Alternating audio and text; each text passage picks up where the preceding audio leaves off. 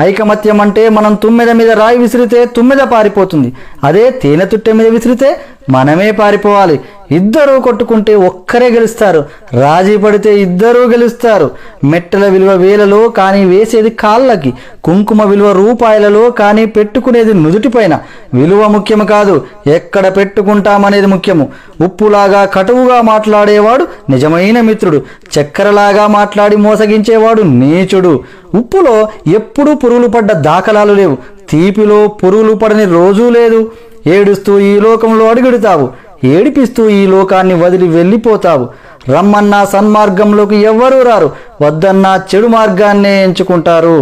పాలు అమ్మేవాడు ఇల్లు తిరగాలి, సారాయి అమ్మేవాడి దగ్గరికే అందరూ వెళతారు.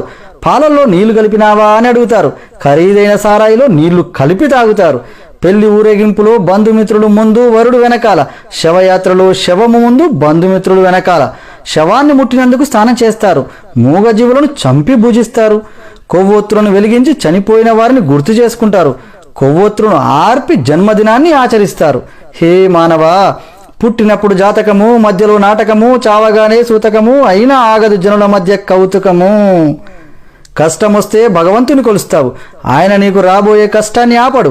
నిత్యం స్మరిస్తే కొండంత కష్టాన్ని గోరంత చేసి సులువుగా దాటే శక్తి నీకిస్తాడు. కష్టాలు కుంభవృష్టిలా నిన్ను ముంచేస్తే నీకు గొడుగు పట్టి కాపాడతాడు, గుర్తుంచుకో. కొబ్బరి చెట్టు పెరిగే కొద్దీ పాత మట్టలు రాలిపోతాయి.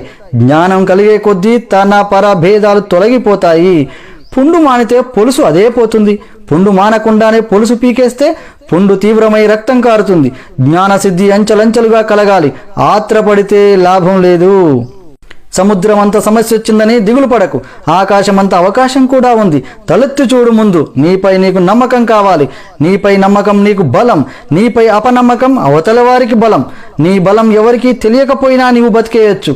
నీ బలహీనత మాత్రం ఎవ్వరికీ తెలియనివ్వకు. నిన్నుగా బతకనివ్వరు.